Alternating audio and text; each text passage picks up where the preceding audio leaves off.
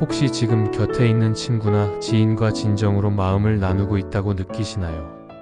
혹은 누군가와 깊은 유대를 맺고는 싶지만 그 관계가 얄팍하게만 느껴져 답답하진 않으신가요? 사람은 혼자 살아갈 수 없어 우정을 찾으면서도 정작 이해관계와 감정에 얽매여 진실한 관계를 맺지 못하는 경우가 흔합니다. 이번에는 부처님의 가르침을 기반으로 이기심을 내려놓고 진실한 우정을 키워가는 방법을 살펴보겠습니다. 아마 중간중간 질문을 건네며 여러분, 자신이 일상 속에서 실제로 적용해 볼 수 있는 포인트를 함께 찾아보도록 하겠습니다. 먼저 이타 마음에 대해 훨씬 더 깊이 파헤쳐 보겠습니다. 이타라는 단어를 듣고 혹시 나는 이기적이지 않으니 이미 이타적이지 않은가라고 스스로 묻게 되실 수도 있어요. 그런데 진정한 이타는 단순히 남을 위해서 무언가 해준다 해서 그치지 않습니다.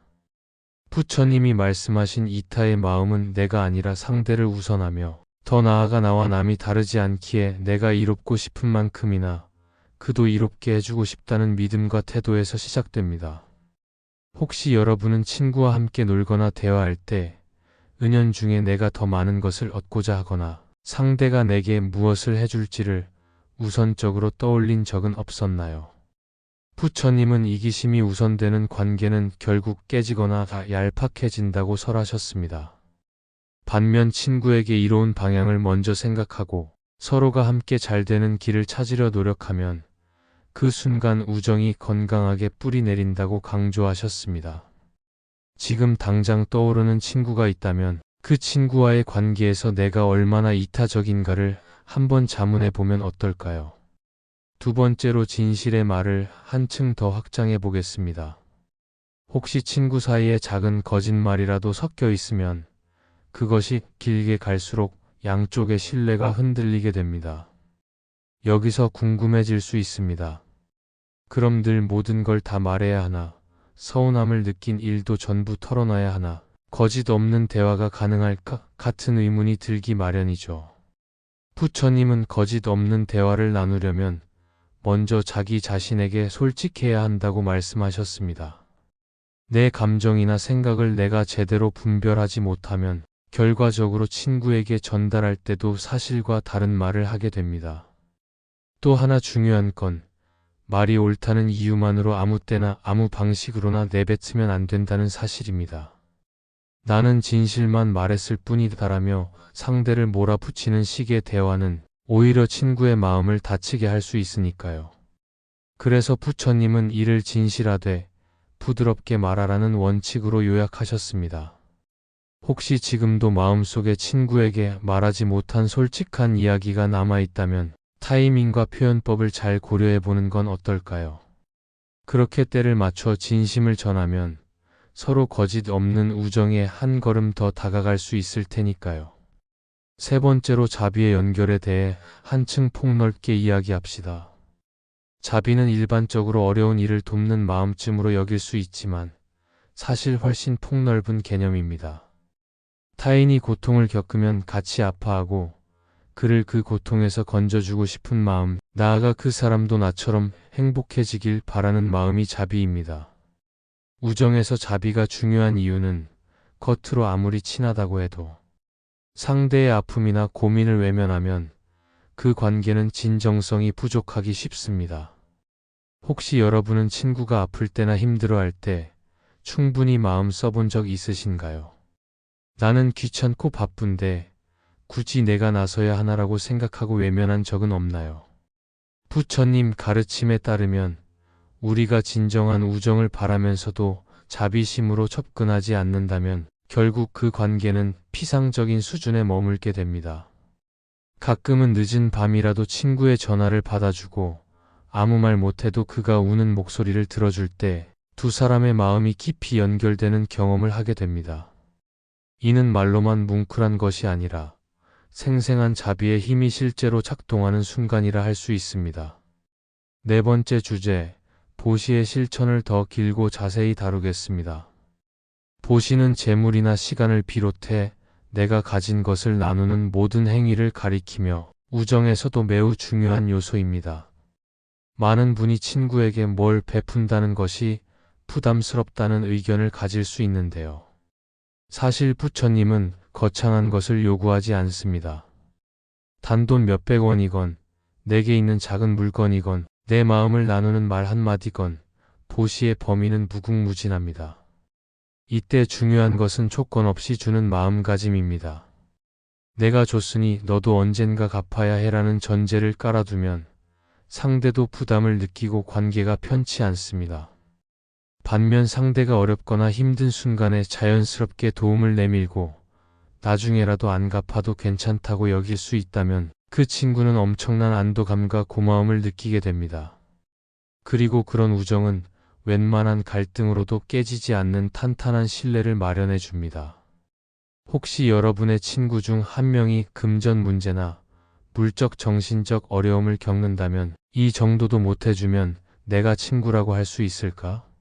라는 생각으로 작게나마 보시를 해보는 건 어떨까요? 그렇게 시작된 작은 실천이 나중에는 상상도 못할 대화와 유대 관계를 열어줄지도 모릅니다. 5번째로 공감의 힘이 왜 우정의 필수인지 살펴봅시다. 부처님은 사람과 사람이 다투는 이유를 상대의 입장에서 생각하지 못하기 때문이라 진단하셨습니다.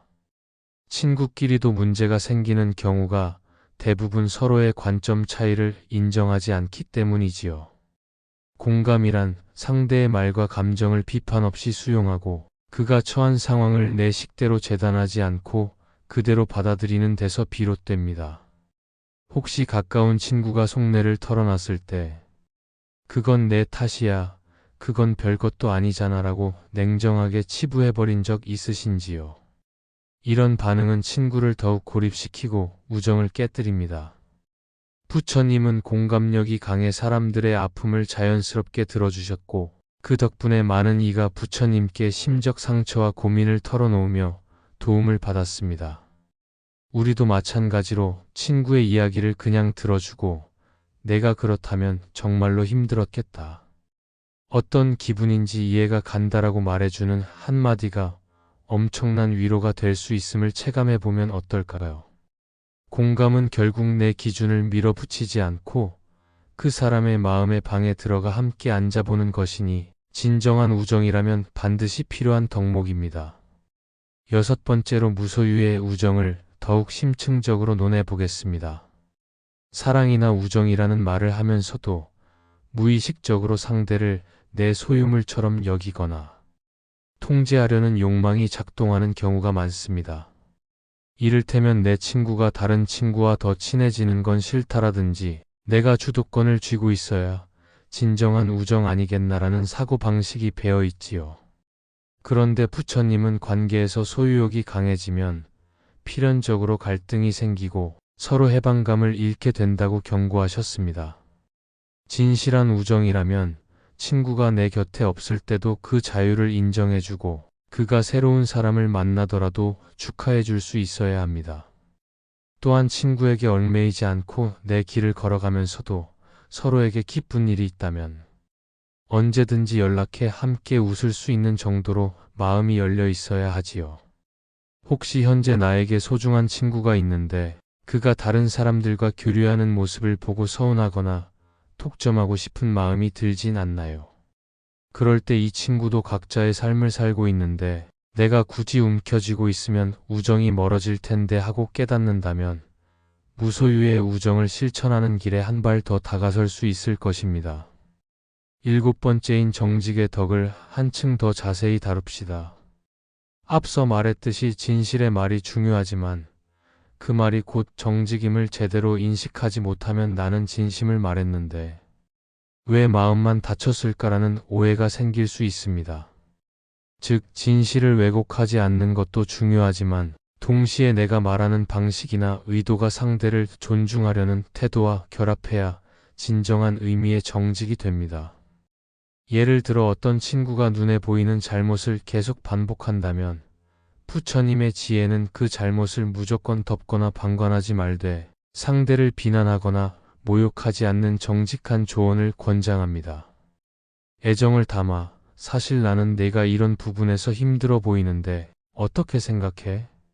라고 물으면서 문제의식을 같이 나누면 친구 역시 마음의 문을 열어 자신의 문제를 직시하기가 쉬워집니다. 반면 불친절하고 공격적인 정직, 이를테면 너 진짜 한심하다. 왜 계속 이러냐라는 식의 언행은 친구의 마음을 닫게 합니다. 궁금한 점은 혹시 여러분은 친구의 잘못을 목격하고도 괜히 싸움 될까 바라는 이유로 덮어둔 적 없나요? 부처님은 그런 경우 또한 진정한 우정의 의무를 다하지 않은 것이라고 지적하셨습니다. 왜냐하면 친구를 진정 걱정한다면 그가 깨닫고 변화할 기회를 주는 것이 오히려 진짜 배려이기 때문입니다. 8번째로 법우인연에 대해 더 널리 이야기하겠습니다. 법우는 불교적 개념이지만 삶에서 가치와 방향을 함께하는 사람이라면 어떤 형태로든 법우라고 할 수 있습니다. 왜냐하면 우리가 목표를 공유하고 서로를 독려하거나 피드백해주며 함께 나아간다면 그 길이 불교 수행이든 예술 작업이든 운동 동아리든 심지어 직장 프로젝트든 간에 끈끈한 유대가 생기게 됩니다. 이게 바로 법우 관계와 유사하죠. 우정이라는 것이 그냥 같이 놀아서 좋다 수준을 넘어 같이 성장하고 배우며 발전하는 동반자가 되면 훨씬 깊이가 다릅니다. 부처님도 제자들이 함께 정진하고 어려움이 있으면 서로 돕고 격려하며 깨달음의 길을 향해 가도록 장려하셨습니다. 그 결과 도반이라는 말이 생기기도 했는데 글자 그대로 함께 돌을 닦는 친구라는 뜻입니다. 오늘날 우리도 어떤 학습 모임이나 명상 동호회 혹은 선행 봉사를 함께하는 팀 등을 통해 이러한 법우 관계를 맺을 수 있습니다.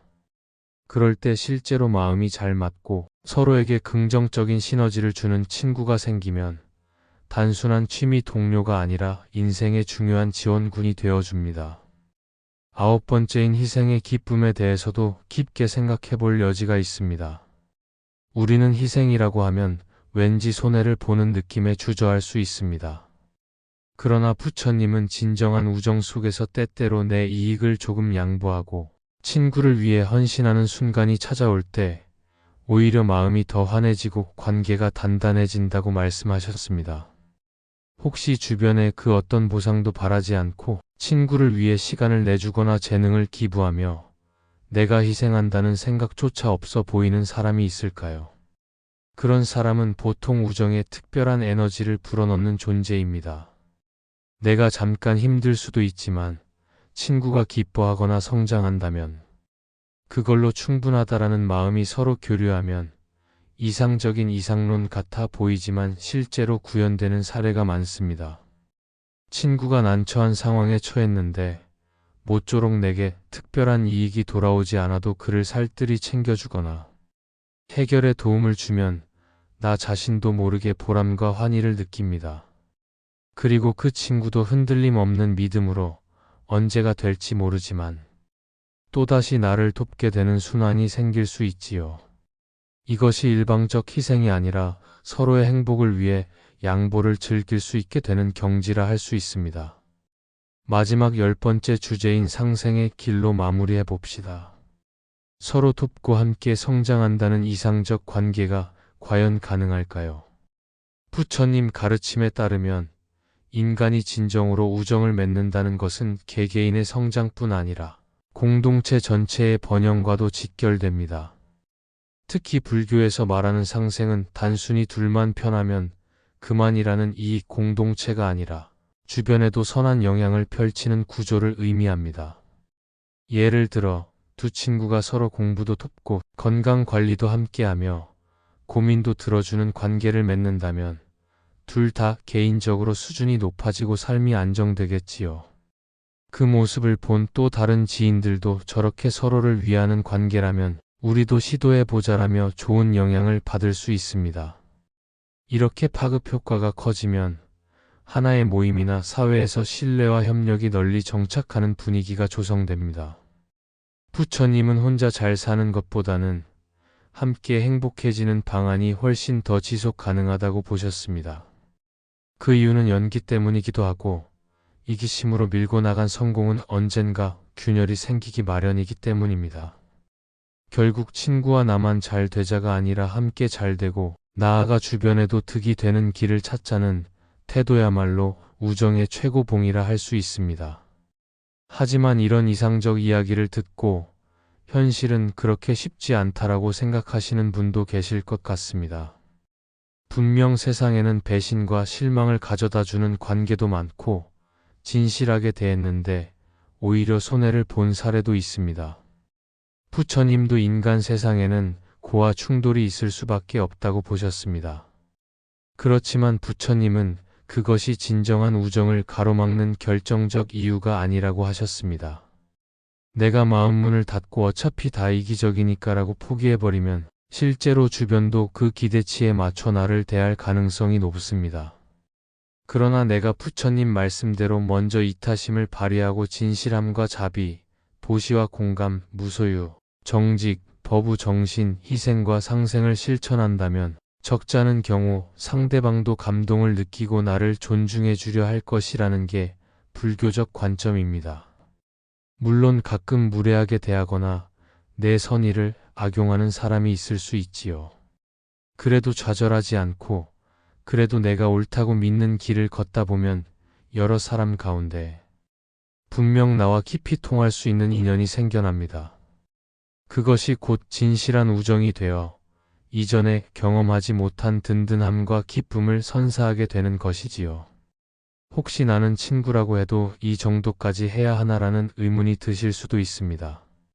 그러나 부처님이 제시하신 이 우정의 가치들은 지극히 자연스럽고 동시에 매우 이상적인 형태이기도 합니다. 사랑하는 사람과의 관계는 물론이고 그냥 오래 알고 지내는 지인과의 관계에서도 이 원리를 적용하면 어느새 의례적인 인사만 주고받던 관계가 뿌리 깊은 신뢰로 변할 수도 있습니다. 예를 들면 제가 아는 한 사람은 사소한 취미 활동을 함께하던 지인에게 작게나마 이타와 보시, 공감의 태도를 실천하고 나니 그 지인이 마음의 문을 활짝 열어 자신이 처한 어려움을 털어놓게 되었고 거기서 우정이 급격히 깊어졌다고 합니다. 이런 이야기는 결코 드문 사례가 아닙니다. 그만큼 우리가 약간의 관심과 노력을 기울이면 주변 사람과의 관계가 훨씬 살갑고 의미 있게 진화한다는 뜻입니다. 여기서 또 질문을 던지고 싶습니다. 혹시 지금 이 영상을 읽으시는 분들 중에 가까운 친구와 갈등이 지속되고 있어 고민 중이다.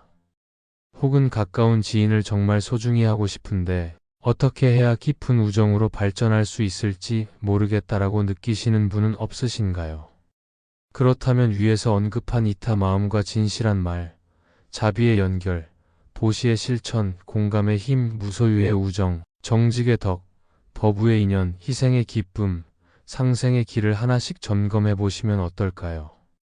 예를 들어 내가 자비 없이 언제나 내 필요만 앞세우고 있는 건 아닌지, 친구에게 도움을 주면서 내심 보답을 바라지는 않는지, 혹은 친구가 나와 좀 다른 취향이나 생활 습관을 지녔을 때 무의식적으로 우월감이나 경멸감을 품은 건 아닌지 반성해 볼 수 있습니다. 또 서로 감정을 충분히 공감하지 않아서 대화가 겉돌지는 않았는지, 거짓이나 과장으로 인한 오해는 없는지도 점검할 수 있습니다. 이런 자기 반성의 과정에서 문제점을 발견하면 부처님이 알려주신 대응법 중 하나를 골라서 실천해 보는 것이죠. 예컨대 이타 마음에서 출발하면 여태껏 내가 너에게 뭔가를 바라기만 했지 너를 먼저 생각해 보지 않았구나. 미안해. 다음엔 좀 더 내 입장을 우선해 볼게라고 말해주는 게 가능해집니다. 진실의 말을 적용한다면 사실은 나도 모르게 작은 거짓말을 했었어. 너에게 상처 줬다면 사과하고 싶어라고 용기 내어 고백할 수 있습니다. 자비의 연결을 살린다면 너가 힘든 상황이라면 내가 같이 고민해 볼게. 크게 도움 못 주더라도 같이 울고 웃고 싶어라고 마음을 표현하게 됩니다. 보시의 실천을 통해서는 내가 가진 이 작은 것이라도 내게 도움이 된다면 언제든 줄게. 돈이든 시간이든 기쁨이든 내가 할 수 있는 선에서 돕고 싶어라고 아낌없이 제안할 수 있습니다. 공감의 힘을 발휘해 지금 내가 느끼는 감정이 뭔지, 정확히는 몰라도 이해해보려 애쓰고 있어. 혹시 더 말하고 싶으면 언제든 얘기해줘라고 진심 어린 경청을 전할 수도 있고요. 무소유의 우정을 바탕으로 내가 너를 너무 소유하려 했던 건 아닌지 반성하고 있어. 너에게도 내 인생이 있는데 내가 독점하려고 했던 것 같다고 깨닫는다면 친구에게 자유를 준 덕에 오히려 관계가 더 안정될 수 있습니다. 정직의 덕을 지키려 노력한다면 너가 실수하는 게 보이지만 그걸 덮고 넘어가면 오히려 내가 속이 상할 것 같아. 솔직히 내게 말해줄게. 대신 나도 너의 지적을 기꺼이 받아들일 게라고 제안해 서로 부족한 부분을 교정해 줄 수 있습니다. 버브의 인연으로 우리 같이 책도 읽고 운동도 하고 봉사활동이나 명상 같은 걸 함께 해보면 어떨까? 우리가 함께 배우고 성장하면 우정이 더 끈끈해질 것 같아라고 제안하며 더 깊은 공유 영역을 찾는 것도 하나의 방법입니다. 희생의 기쁨은 내가 조금 손해볼지라도 널 위해 양보하는 게 결국은 내 기쁨이야 라는 마음으로 적용할 수 있고 마지막으로 상생의 길을 통해 너와 나 모두가 발전하고 이 힘이 주위 사람들에게도 좋은 영향력을 미쳤으면 좋겠어 라는 전망을 갖출 수 있습니다. 이렇듯 구체적인 항목을 하나씩 적용하면 진실한 우정이 결코 추상적인 교훈이 아니라 현실에서 실현 가능한 관계 개선의 매뉴얼이 됩니다. 실제로 부처님 시대에도 서로 견제하거나 시기하던 사람들끼리 부처님 가르침을 받아 각자의 이익만 챙기려는 마음을 내려놓고 이타와 자비, 공감, 인욕 등을 실행하면서 놀라운 화해와 협력을 보여준 사례들이 많이 전해집니다. 사람 사는 건 예나 지금이나 본질적으로 비슷하므로 현재 우리가 처한 갈등과 고민에도 충분히 응용할 수 있다고 봐야죠. 그리고 이런 실천들을 통해 진실한 우정이 싹트면 실제로 삶의 퀄리티가 상승합니다. 무언가 기쁜 일이 생겼을 때 함께 환호할 친구가 있고 슬픔이 찾아왔을 때 함께 울어줄 친구가 있으며 어려운 문제를 맞닥뜨렸을 때 현실적인 조언을 해주거나 힘을 보태줄 친구가 있다는 건 엄청난 축복이니까요. 내가 아플 때 가만히 있어도 약을 구해오거나 경제적 어려움에 처했을 때 마다하지 않고 손을 내밀어주는 이가 있다면 삶이 크게 흔들려도 쉽게 무너지지 않습니다. 부처님은 바로 이런 친구를 삶의 반을 책임지는 인연이라고까지 표현하셨습니다. 우정이라는 것이 가볍게 보이지만 실제로는 인생 절반의 등뼈가 될 수도 있다는 이야기입니다. 그렇다고 우정이 늘 순탄하기만 한 건 아닙니다. 갈등도 생기고 때로는 친구가 잘못된 선택으로 나에게 상처를 줄 수 있습니다. 그럴 때가 바로 부처님 지혜를 시험해볼 절호의 기회입니다. 이타와 진실, 자비, 보시, 공감, 무소유, 정직, 버부, 희생, 상생이라는 10가지 키워드를 다시 꺼내어 과연 나는 지금 어떤 부분을 놓치고 있는지 점검할 수 있기 때문이죠. 혹시 내가 상대에게 독점 욕구를 드러냈나, 거짓을 말해 믿음을 저해했나, 혹은 상대를 배려하지 않고 내 감정만 쏟아냈나, 나아가 상대가 힘든데도 방관하거나 조건부로만 도움을 준 건 아닌지 반성의 시간이 펼쳐집니다.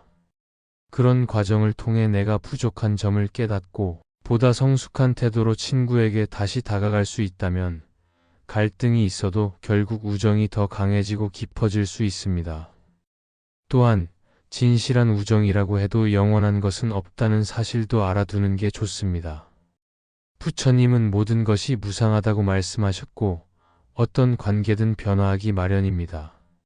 그래서 진짜 우정이란 함께하는 시간을 지속하는 것이 아니라 서로의 마음에 사랑과 자비를 남기는 것이 핵심이라고 볼 수 있습니다.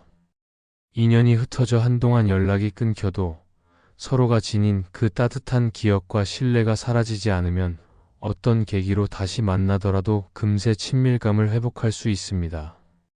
이처럼 우정은 물리적 동행보다 마음의 성숙도에 더 깊이 묵혀 있다고 할 수 있지요.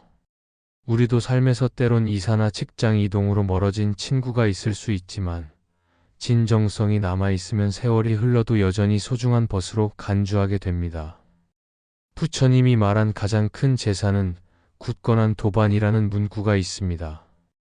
도반은 앞서 말했듯이 불도를 함께 걷는 벗이기도 하고 더 넓게 해석하면 인생을 함께 의지하는 동반자 혹은 진실한 친구 관계를 일컫습니다. 그 말은 돈이나 명예, 권력을 얻는 일보다 함께 삶을 나누는 참된 친구 한두를 얻는 것이 훨씬 더 값진 보물이라는 뜻으로 이해할 수 있습니다. 왜냐하면 재물은 잃고 얻는 것이 순식간이지만 서로 마음을 통하고 이타와 자비로 맺어진 친구는 웬만해선 변하지 않고 우리 삶의 기쁨과 안정을 지속적으로 공급해주기 때문입니다.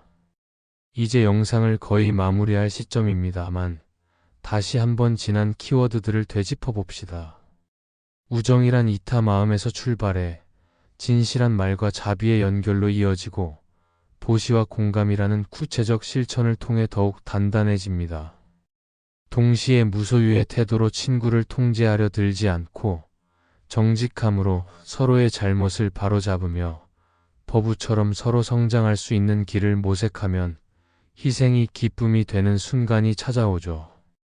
그리고 결국 상생의 길에 다다르면 두 사람의 관계는 개인적 이익을 뛰어넘어 사회나 공동체에도 긍정적 영향을 끼칠 수 있습니다.